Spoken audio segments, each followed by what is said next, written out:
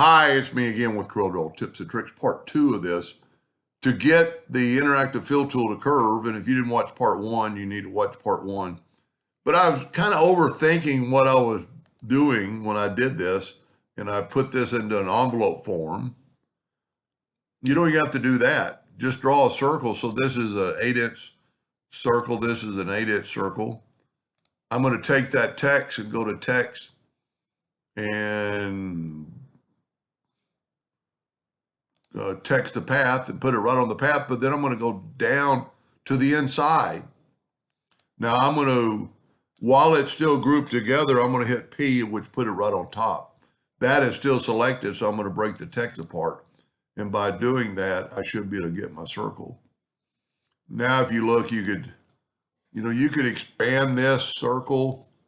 Well, holding down the shift key, you could expand a little bit more, kind of get the colors you want. We could still get the interactive fill tool and do more to it.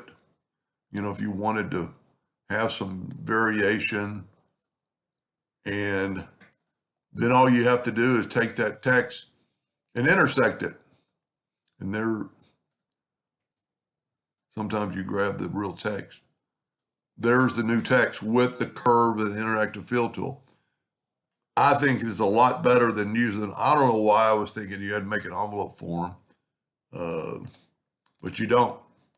And I'm going to try to come up with some more, maybe patterns, because you could take this thing and squish it, and you could still squish this, the same amount.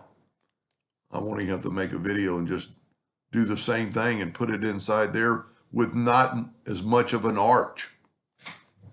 Anyway, I hope that helps somebody, and thank you for watching.